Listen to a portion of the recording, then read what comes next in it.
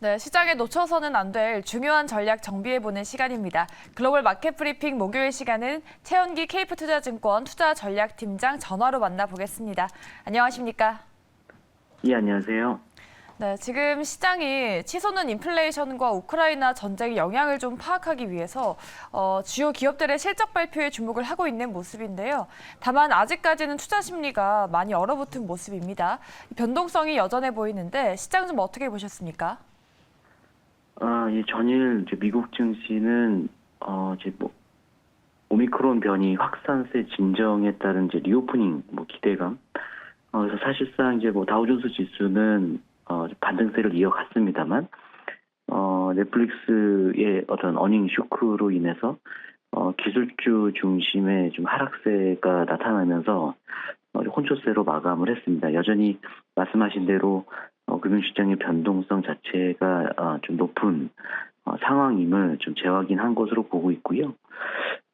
일단 어제의 흐름 자체는 사실 이제 이틀 전 이제 미국 증시의 흐름을 좀 복기를 해보면 사실상 이제 미국 채금리가 10년물 기준으로 거의 3% 가까이 좀 상승을 했었고, 여전히 인플레이션에 대한 우려, 또 그 인플레이션을 대응하고자 하는 어떤 연준의 긴축 기조가 강화될 것이다라는 우려가 있었음에도 불구하고 증시가 반등을 했던 건 사실상 1분기 기업 실적에 대한 기대감, 그러니까 예상보다는 좀 기업들의 실적이 호조를 보일 거다라는 기대감으로 사실상 반등을 했던 거였는데, 이제 어쨌든 넷플릭스의 어닝 쇼크를 중심으로 해서 이제 일부 기술주가 예상보다는 좀 실적이 좀 미스하지 않겠냐라는 우려가 결국에는 좀 어제와 같이 어떤 혼조세를 좀 부추긴 거라고 보고 있고요. 좀 계속적으로 좀 변동성이 좀 높은 흐름이 좀 지속되지 않겠냐라고 보고 있습니다. 그러니까 여전히 그 증시를 짓눌렀던 그 요인들 자체가 변화된 게 지금 없잖아요. 그러니까 러시아와 우크라이나 전쟁, 물론 이제 초반보다는 악재로서의 무게감은 물론 떨어지고 있습니다만, 그로 인해서 어떤 원자재의 수급 불안에 따른 어떤 가격 급등, 결국에 인플레이션에 상당히 민감할 수밖에 없는 어떤 그 시장의 분위기를 계속적으로 좀 연장시키고 있는 상황이고요. 또 연준 위원들의 이제 발언들도 이제 계속 이제 5월 초에 있는 FOMC 회의를 앞두고 이제 계속적으로 나오고 있는데, 전반적으로 계속 빅스텝 금리 인상 가능성을 좀 내비치고 있는 상황이기 때문에 그런 부분, 뭐 5월뿐만 아니라 지금 6월, 심지어 이제 7월까지도 빅스텝이 이어질 수 있다라는 우려가 있고, 또 블러드 세인트루이스 여는 총재의 발언처럼 한 번에 75bp 어떤 금리 인상 가능성도 제기되고 있는 상황이기 때문에 좀 그런 어떤 통화 정책과 관련된 불확실성 역시 좀 위험자산 선호 심리를 그러니까 위험자산 선호 심리가 개선되는데 좀 저해하는 그런 요인으로 좀 작용하고 있는 게 아닌가라고 보고 있습니다. 네, 앞으로 기업들의 실적이 좋아진다거나 경기 모멘텀에 대한 확인이 부재하다면 이 주가의 반등세 지속은 좀 어려울 전망이다라고 말씀해 주셨는데, 이에 따라 연준의 빅스텝에 대한 우려가 더 커지고 있습니다. 앞으로 시장에 영향을 미칠 만한 좀 중요한 요인들 어떤 걸 눈여겨볼까요?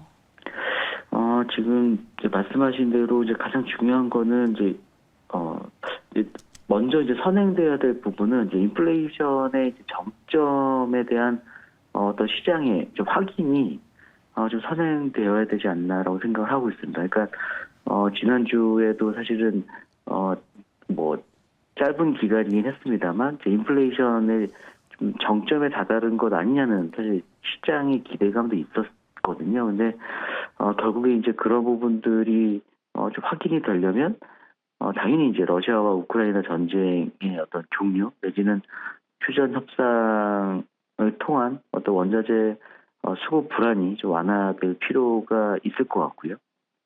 또 하나는 이제 그로 인해서 이제 그 서방 국가들의 어떤 제재 조치가 완화되는 점, 그리고 또 중국 쪽에서 지금 주요 도시를 중심으로 이제 코로나가 재확산되면서 봉쇄 조치가 좀 강화된 부분이 있었잖아요. 그래서 그런 부분들도 얼마나 좀 빠른 시점에 좀 봉쇄 조치가 완화되느냐. 그래서 그로 인해서 글로벌 병목 현상이 완화되는지 여부가 좀 중요할 것 같습니다. 그럼에도 불구하고 지금 지난주까지 어쨌든 최근까지 확인된 어떤 물가 지표를 보면 미 연준이 적어도 5월 달에는 빅스텝 금리 인상을 통한 인플레이션을 어쨌든 억제시키고자 하는 그런 조치들이 좀 필요할 수밖에 없기 때문에 아마도 시장에서는 5월 FOMC 회의에서 실질적으로 연준이 빅스텝에 대한 어떤 금리 인상을 하고